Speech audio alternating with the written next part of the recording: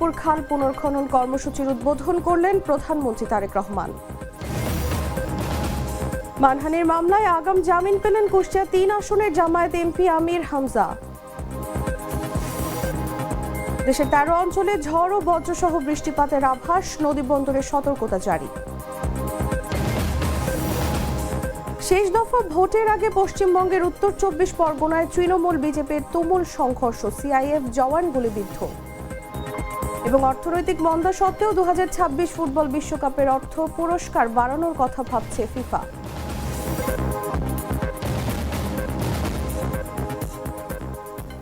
এতক্ষণ শুনছিলেন সংবাদ শিরোনাম। দর্শক আমন্ত্রণ দুপুর ১টা নিউজে, সাথে আছি আমি তসলিমা তিথি। টুইন লেমন ও অ্যান্টিব্যাকটেরিয়াল ফর্মুলা বাসনকে চকচকে জীবাণুমুক্ত করে আমাদের দেয় গ্লিটার গ্যারান্টি। এবারে চলে যাচ্ছি পুরো খবরে। শহীদ রাষ্ট্রপতি জিয়াউর রহমানের স্মৃতি বিজড়িত যশোরের ঐতিহাসিক উলাসী যদুনাথপুর খাল পুনর্খনন কর্মসূচির উদ্বোধন করেছেন প্রধানমন্ত্রী তারেক রহমান। সোমবার বেলা 11:30টার দিকে মাটি কেটে খাল পুনর্খনন কর্মসূচির উদ্বোধন করেন তিনি। স্থানীয়রা জানায় ১৯৭৬ সালের ১ নভেম্বর শার্শা উপজেলার ২৬টি গ্রামের মানুষের সুবিধার জন্য উলাসীর যদুনাথপুর খাল খনন করেন তৎকালীন রাষ্ট্রপতি জিয়াউর রহমান।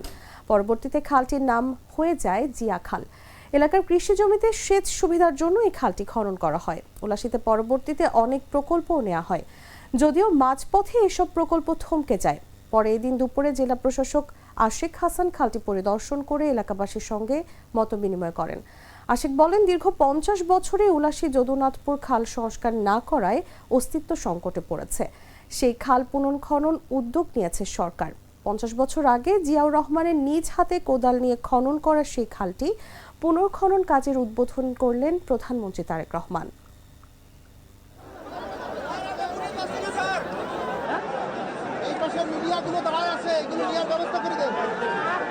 এই যে খাল ভরাট হয়ে গিয়েছে, খাল বন্ধ হয়ে গিয়েছে, খাল দখল হয়ে গিয়েছে, তাতে কি সাধারণ মানুষ বা কৃষকদের কোনো উপকার হয়েছে?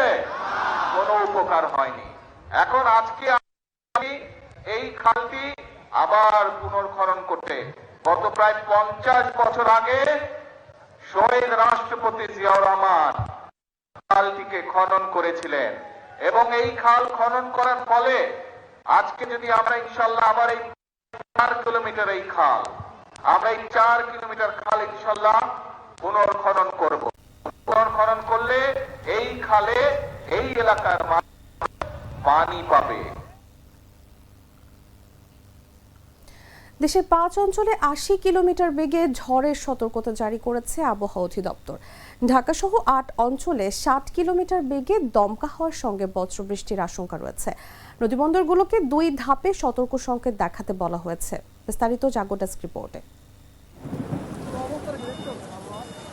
দেশের ৫ অঞ্চলে ৮০ কিলোমিটার বেগে ঝড় বয়ে যাওয়ার পূর্বাভাস দিয়েছে আবহাওয়া অধিদপ্তর। এছাড়া ঢাকা সহ ৮ অঞ্চলের উপর দিয়ে ৬০ কিলোমিটার বেগে ঝড় সহ বজ্রবৃষ্টি হতে পারে।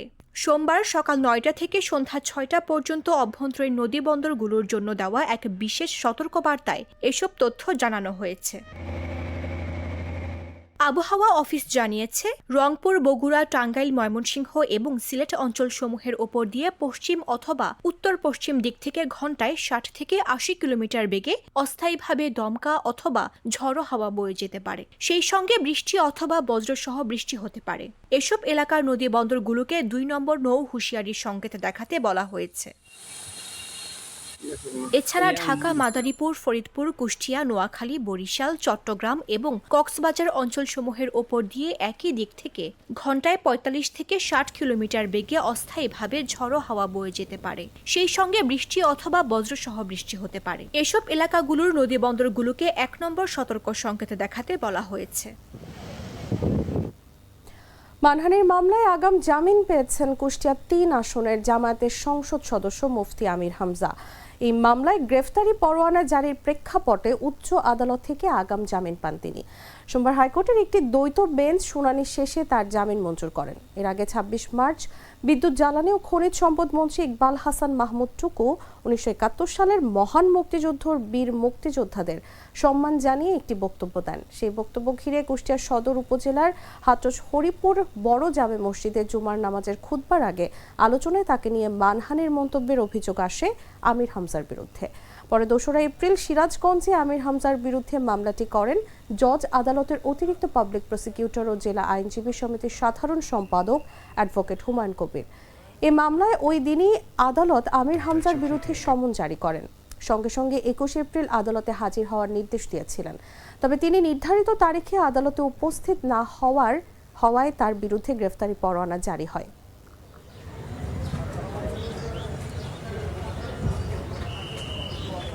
দুধার চকলেটে একাকার হয়ে ওঠা প্রাণ লেয়ার সম্পর্কের মিষ্টি ম্যাজিক। কুমিল্লায় কাস্টমস কর্মকর্তা বুলেট বৈরাগীকে হত্যার ঘটনায় জড়িত 5 জনকে গ্রেফতার করেছে র্যাপিড অ্যাকশন ব্যাটালিয়ন র্যাব। সোমবার র্যাবের লিগ্যাল অ্যান্ড মিডিয়া উইং এর পরিচালক wing commander MZM Intekhab Chowdhury তথ্য নিশ্চিত করেন। জানা গেছে নিহত বুলেট বৈরাগী 41তম BCS হিসেবে কাস্টমস এক্সারসাইজ ও ভ্যাট বিভাগে যোগ দেন এবং কুমিল্লার বিবির বাজার স্থলবন্দরে সহকারী রাজস্ব কর্মকর্তা হিসেবে কর্মরত ছিলেন। পরিবার নিয়ে তিনি কুমিল্লা নগরের রাজগঞ্জ পানপট্টি এলাকায় বসবাস করতেন। কাস্টমস কমিশনার আব্দুল মান্নান জানান, বুলেট বৈরাগী চট্টগ্রামে 44তম বুনিয়াদী প্রশিক্ষণে অংশ নিতে গত 11 এপ্রিল সেখানে যান। প্রশিক্ষণ শেষে শুক্রবার রাত 11টার দিকে চট্টগ্রামের অলংকার মোড় থেকে বাসে করে ঢাকার উদ্দেশ্যে রওনা হন। পথে পরিবারের সঙ্গে তার নিয়মিত যোগাযোগ ছিল। সর্বশেষ রাত 1:25 তিনি ফোনে জানান তিনি কুমিল্লা নগরীর টমসম ব্রিজ চৌরাস্তার মোড়ে পৌঁছেছেন। এরপর থেকেই তার সঙ্গে পরিবারের যোগাযোগ বিচ্ছিন্ন হয়ে যায়। পরদিন শনিবার সকাল 8টার দিকে ঢাকা চট্টগ্রাম মহাসড়কের কুমিল্লার কোটবাড়ি এলাকায় আইরিশ হোটেলের পাশে তার রক্তাক্ত মরদেহ পড়ে থাকতে দেখে স্থানীয়রা হাইওয়ে পুলিশকে খবর দেয়। পরে পুলিশ ঘটনাস্থল থেকে মরদেহ উদ্ধার করে।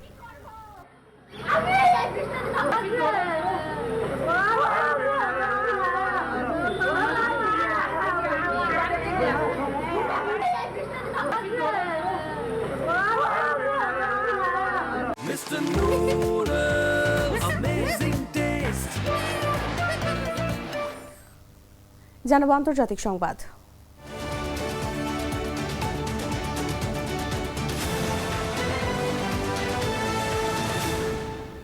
শেষ দফার ভোটের আগে উত্তপ্ত হয়ে উঠল পশ্চিমবঙ্গের উত্তর 24 পরগনা জেলার ভাটপাড়ার জগদ্দল এলাকা। সেখানকার আটচলা বাগানে তৃণমূল কংগ্রেস বিজেপির তীব্র সংঘর্ষের রণক্ষেত্রে পরিণত হয়েছে।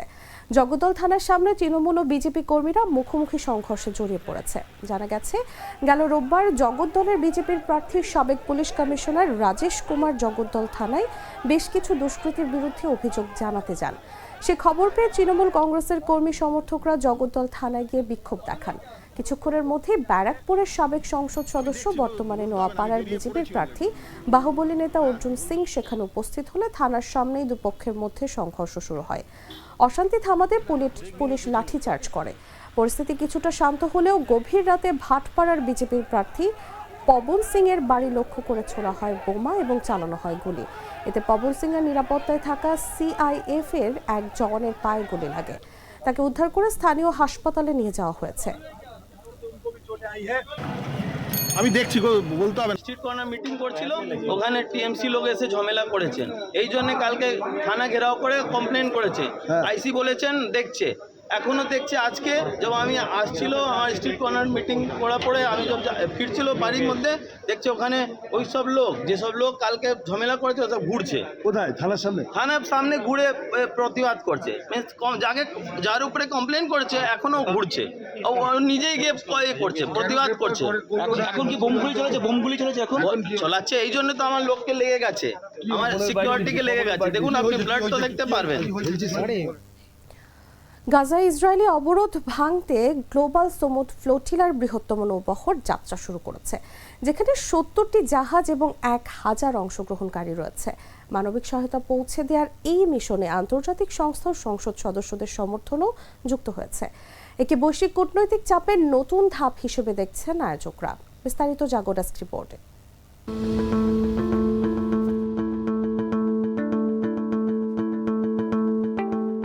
ইসরায়েলি অবরোধ ভেঙে মানবিক সহায়তা পৌঁছে দিতে গাজার দিকে আসছে গ্লোবাল সুমুদ ফ্লোটিলার ইতিহাসে সর্ববৃহৎ নৌবহর। গেল 12 এপ্রিল বার্সেলোনা থেকে ঐতিহাসিক যাত্রা শুরু করে স্প্রিং 2026 মিশনটি।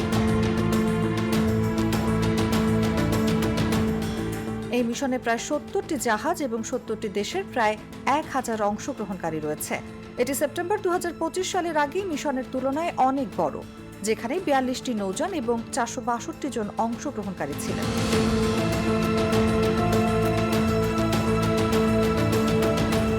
আয়োজকরা জানিয়েছে এই মিশন আন্তর্জাতিক আইনের আওতায় পরিচালিত হচ্ছে এবং ফিলিস্তিনি সিভিল সোসাইটি, আইন বিশেষজ্ঞ ও সামুদ্রিক বিশেষজ্ঞদের সঙ্গে সমন্বয় করে করা হচ্ছে। এতে গ্রিন পিস ও ওপেন আর্মসের মতো আন্তর্জাতিক সংস্থার অংশগ্রহণ রয়েছে এবং বার্সেলোনা সিটি প্রশাসনও সমর্থন দিচ্ছে।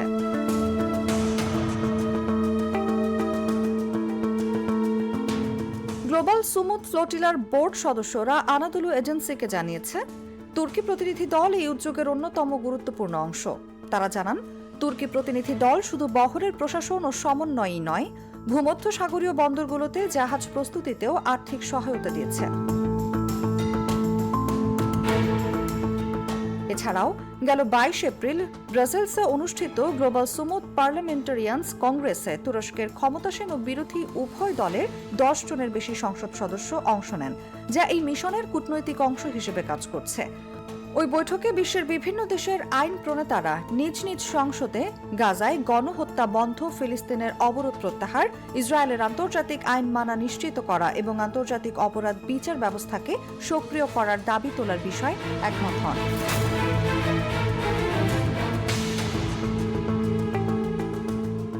এই উদ্যোগ ইসরায়েলের ওপর আন্তর্জাতিক রাজনৈতিক চাপ বাড়াতে সহায়তা করবে এবং একটি আরও স্বাধীন বিশ্ব গঠনের পথে সমন্বিত প্রচেষ্টার মাধ্যমে এগিয়ে যাবে বলে মনে করেন গ্লোবাল সুমুদ ফ্লোটিলার বোর্ড সদস্যরা।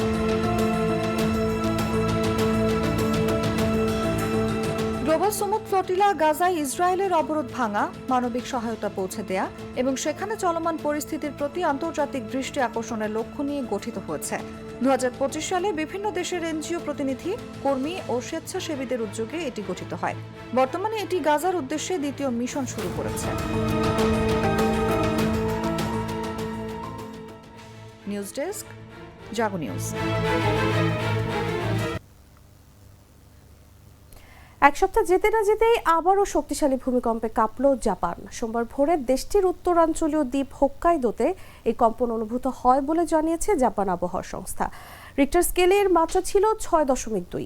জেএমএ জানায়, স্থানীয় সময় ভোর 5:30টার কিছু আগে হোক্কাইদোর দক্ষিণাঞ্চলের 83 কিলোমিটার গভীরে ভূমিকম্পটি আঘাত হানে। উরাহোরো শহরে জাপানের সিসমিক স্কেলে কম্পনের মাত্রা ছিল আপার 5 এবং নিকাপ্পু শহরে লোয়ার 5 রেকর্ড করা হয়। তবে এই ভূমিকম্পের পর কোনো সুনামি সতর্কতা জারি করা হয়নি। মার্কিন ভূতাত্ত্বিক জরিপ সংস্থা জানায়, কম জনবসতিপূর্ণ এলাকায় উৎপত্তি হওয়ায় বড় ধরনের ক্ষয়ক্ষতির আশঙ্কা কম। জেএমএ কর্মকর্তা আয়াতাকা এবিতা সাংবাদিকদের বলেন, এটি সাম্প্রতিক বড় ভূমিকম্পের সঙ্গে সম্পর্কিত নয়, বরং একটি বিচ্ছিন্ন ঘটনা। তবে যেসব এলাকায় তীব্র কম্পন অনুভূত হয়েছে সেখানে ভূমিধস ও পাথর ধসের ঝুঁকি বেড়েছে।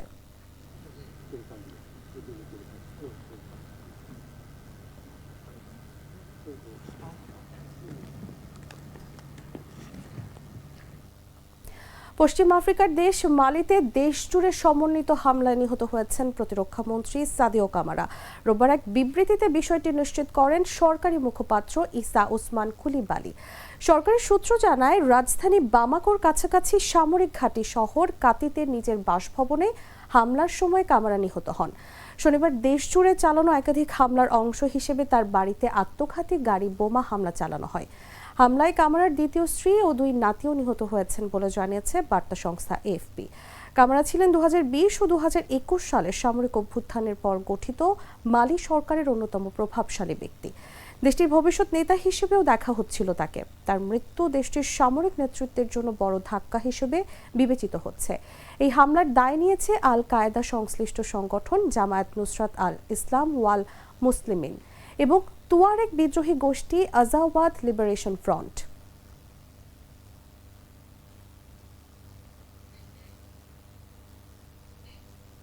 সংবাদ শেষ করব খেলার খবর জানিয়ে।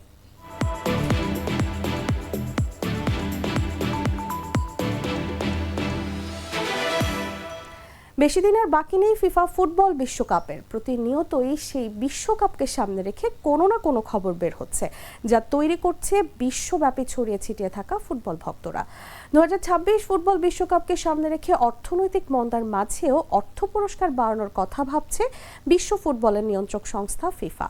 অর্থ পুরস্কার বাড়ানোর ব্যাপারে বেশ কিছুদিন ধরেই দাবি জানিয়ে আসছিল বেশ কয়েকটি ফুটবল অ্যাসোসিয়েশন।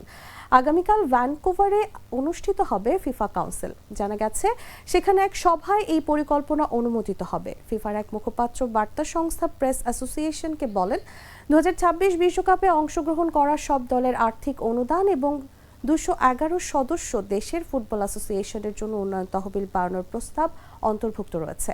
ফিফা $13 বিলিয়ন আয়ের লক্ষ্যমাত্রা নির্ধারণ করেছে আসন্ন ফুটবল বিশ্বকাপ সহ 4 বছরের চক্রে। বাংলাদেশি টাকায় যা কেনা 1,59,249 কোটি টাকা। এর অধিকাংশ অর্থই আয় হবে ফুটবল বিশ্বকাপ থেকে, যার পরিমাণ $9 বিলিয়ন বা 1,10,249 কোটি টাকা।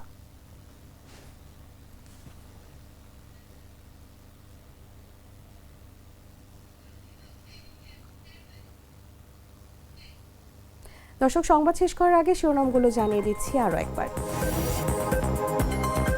যশোরের ঐতিহাসিক উলাসী যদুনাথপুর খাল পুনর্খনন কর্মসূচির উদ্বোধন করলেন প্রধানমন্ত্রী তারেক রহমান। মানহানির মামলায় আগাম জামিন পেলেন কুষ্টিয়া 3 আসনের জামায়াত এমপি আমির হামজা। দেশের 13 অঞ্চলে ঝড় ও বজ্রসহ বৃষ্টিপাতের আভাস, নদী বন্দরের সতর্কতা জারি। শেষ দফা ভোটের আগে পশ্চিমবঙ্গের উত্তর 24 পরগনায় তৃণমূল বিজেপির তুমুল সংঘর্ষ, সিআইএফ জওয়ান গুলিবিদ্ধ। এবং অর্থনৈতিক মন্দা সত্ত্বেও 2026 ফুটবল বিশ্বকাপের অর্থ পুরস্কার বাড়ানোর কথা ভাবছে ফিফা। দর্শক, এই ছিল এখনকার মতো। এরপর দেখবেন দুপুর 3টা নিউজ। প্রতি মুহূর্তে সর্বশেষ খবর জানতে ভিজিট করুন jagonews24.com। ফলো করুন আমাদের ভেরিফাইড ফেসবুক পেজ এবং সাবস্ক্রাইব করুন জাগো নিউজের ইউটিউব চ্যানেল। ধন্যবাদ সবাইকে।